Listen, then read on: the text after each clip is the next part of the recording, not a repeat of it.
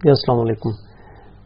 اب ہم بات کرتے ہیں جو لاسٹ ٹائم ہم نے 3 ٹیکسٹ فیلڈز اور 3 لیبلز اور 2 بٹنز کی جو جی او آئی ہم نے بنائی تھی اس کو ہم اس کی جو ارینجمنٹ میں پرابلم تھا اس کو ہم کیسے سالو کر سکتے ہیں. تو سب سے پہلے ہم یہاں پہ وہی جے فریم جلدی سے بناتے ہیں, اس پہ کچھ لکھنا چاہتے ہیں تو یہاں وہ لکھ دیتے ہیں.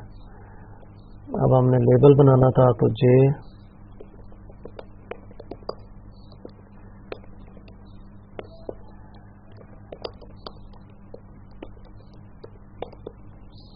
یہ لیبل اس پہ لکھا ہونا چاہیے val1,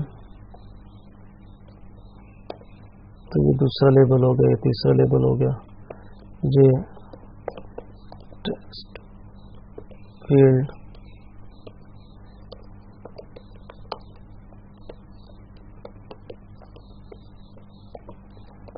فیلڈ تو یہ فرسٹ ٹیکسٹ فیلڈ ہو گئی. سیکنڈ اور تھرڈ جے بٹن,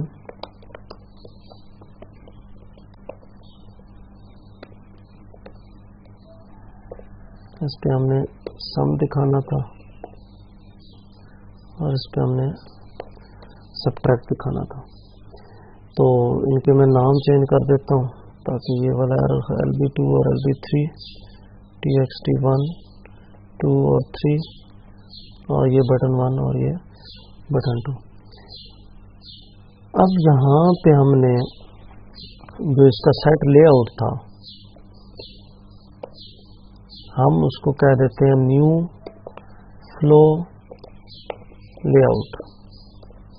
اس کو بھی ہم دیکھیں گے کہ لے آؤٹ مینیجر ہوتے کیا ہیں. تو میں نے نل کے بجائے یہ جو لے آؤٹ مینیجر تھا میں نے وہ کال کر دیا. اب ان کی جو ارینجمنٹ تھی جو ہم ان کو وہ سیٹ باؤنڈ کر رہے تھے ہمیں وہ کرنے کی ضرورت نہیں ہے. اب ان کو جو آرگنائز کرنا ہے, جو ارینج کرنا ہے, وہ اس لے آؤٹ مینیجر کا کام ہے, فلو لے آؤٹ کا.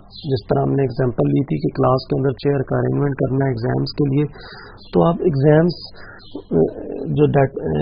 کنڈکٹ کرنے والا جو ڈپارٹمنٹ ہے آپ انہیں بتا دیں گے, پھر وہ ارینجمنٹ ان کی رسپانسبلٹی بن جائے گی. تو یہاں پہ بھی اب ایسا ہی ہے, تو ہمیں وہ کرنے کی ضرورت نہیں ہے. ہم نے صرف فریم میں ان کو ایڈ کرنا ہے, اور ایڈ ہم نے ایک سیکوینس میں کرنا ہے کہ لائک ایڈ کرنا ہے. جی ہم نے سب سے پہلے LB1 ایڈ کرنا ہے, تو یہ LB1 ایڈ ہو گیا,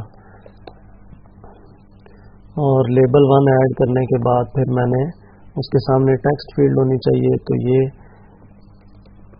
یعنی کہ بنانے کا آرڈر ضروری نہیں ہے, لیکن اب ایڈ کرنے میں آرڈر جو ہے وہ ضروری ہے کہ آپ کس ارینجمنٹ میں آپ ایڈ کرنا چاہتے ہیں بس. تو یہاں میں کہہ دیتا ہوں TXT3 2, اور پھر اس کے بعد ہونا چاہیے لیبل 3, پھر یہاں پہ ہونا چاہیے TXT3,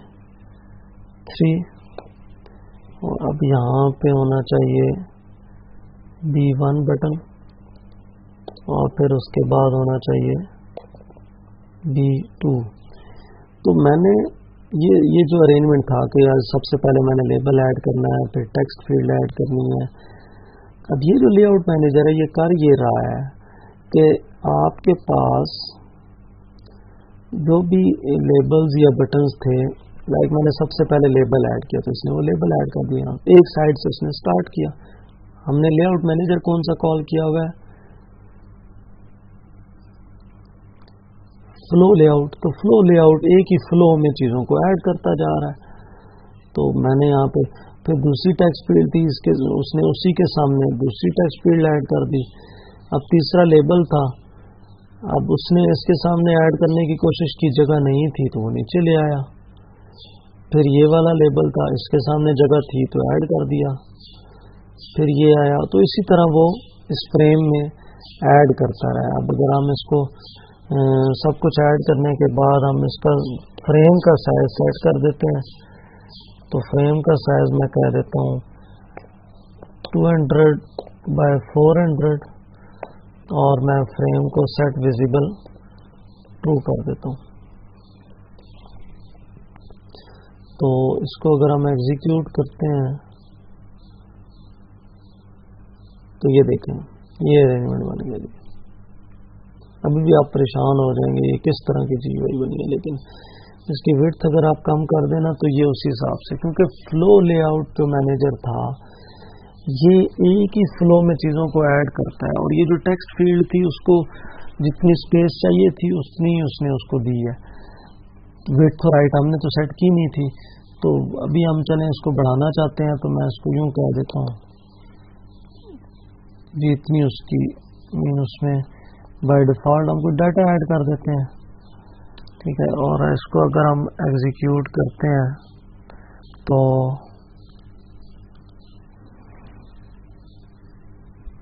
یہاں پہ بریکٹ کا ایشو ہے شاید.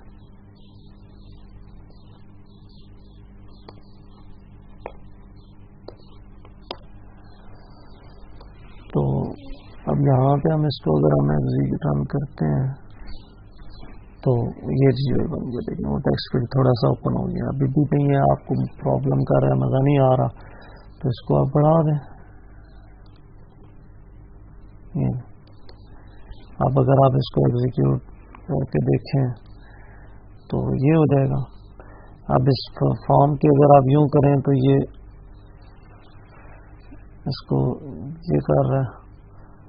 اب اگر ہم ابھی بھی ہم اس کو بٹنز کو بھی آس پاس ہم اسپیس دے دیتے ہیں، سوری لیبلز کے آس پاس،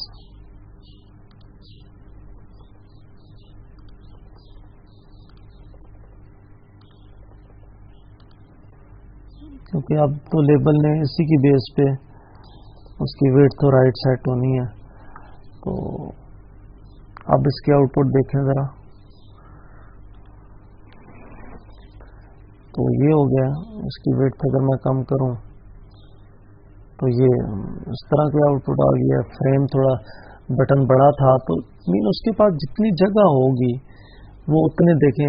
اب میں نے کہا تھا نا کہ اب جگہ زیادہ ہے تو وہ اسی کے سامنے ایڈ کرتا جا رہا ہے، جب جگہ کم ہوگی تو وہ نیچے کر دے گا. تو یہ فلو لے آؤٹ ہے، اس کے ساتھ آپ اچھے طریقے سے کھیلیں ذرا. لیکن اگر آپ کو اس کی ورکنگ پسند نہیں آ رہی تو اب نیکسٹ ویڈیوز میں آپ کو لے آؤٹ مینیجرز کے بارے میں ساری ڈیٹیل بتا دوں گا کہ اگر آپ کو یہ والا لے آؤٹ مینیجر سوٹ نہیں کر رہا تو آپ کوئی different lay out manager use کر لیں تاکہ آپ کی جو ریکوائرمنٹ ہے اس کے مطابق ارینجمنٹ ہو سکے. کیونکہ ابھی ٹائم ہے ہمارے پاس. تو بات سمجھنے کی یہ ہے کہ آپ نے ایگزام کنڈکٹ کرنا تھا، اس کے لیے آپ نے ایک لے آؤٹ مینیجر کو کال کی. اب اس لے آؤٹ مینیجر کی مرضی ہے، اس کی جو ارینجمنٹ تھی اس نے وہی کرنی ہے. آپ کو اگر اس کی ریکوائرمنٹ سوٹ نہیں کر رہی، اس کا جو ارینجمنٹ ہے وہ اچھا نہیں لگ رہا، تو یہ آپ کا پرابلم ہے کیونکہ آپ نے اسے کال کیا، آپ نے اپروپریٹ لے آؤٹ مینیجر کو کال ہی نہیں کیا. تو ہم لے آؤٹ مینیجر کے بعد ہمارے پاس جو دوسرا لے آؤٹ مینیجر ہوتا ہے فلو لے آؤٹ کے بجائے، وہ ہے ہمارے پاس گریڈ لے آؤٹ. یہ گریڈ لے آؤٹ. تو گریڈ لے آؤٹ جو ہے وہ گریڈ میں کنورٹ کر دیتا ہے. جو فریم ہے اس فریم کو گریڈ بنا دیتا ہے، گریڈ مین ٹیبل بنا دیتا ہے. اب ہم نے کتنے 2 روز اور ہم نے اس کی 4 کالم ہونے چاہیے. تو یہاں پہ جو گریڈ لے آؤٹ ہے یہ ہم سے پیرامیٹر میں لیتا ہے 2 4. ٹھیک ہے. اس کی ڈیٹیل اگر ہم دیکھیں تو اس کا جو جاوا ڈاک ہے کیسے اوپن ہوتا ہے، یہ جاوا ڈاک ہے. تو یہ گریڈ لے آؤٹ ہے. دیکھیں روز اینڈ کالمز. روز میں نے رکھنے تھے 4 اور کالم میں نے رکھنے ہیں 2. تو بس اتنا کام میں نے لے آؤٹ مینیجر چینج کر دیا. اب اس کی آؤٹ پٹ ذرا دیکھیں تو یہ دیکھیں اب اس نے 2 کالم اور پورا جتنا بھی فریم تھا اس کو اس نے 4x2 کی پہلے گریڈ بنایا اور پھر ان گریڈز کے اندر اس نے کمپوننٹس کو ایڈ کر دیا. یہ دیکھیں اب آپ اس فارم کو جیسا بھی کریں تو یہ اب اس کا جو پہلے والا پرابلم تھا اب وہ جسٹ ایک لے آؤٹ مینیجر چینج کرنے سے ہمارا وہ پرابلم جو ہے وہ سالو ہو گیا. تو اسی طرح اور لے آؤٹ مینیجرز بھی ہیں، نیکسٹ ویڈیوز میں ہم دیکھیں گے ان کو. آپ ان کو اچھے طریقے سے امپلیمنٹ کر لیں. Thank you.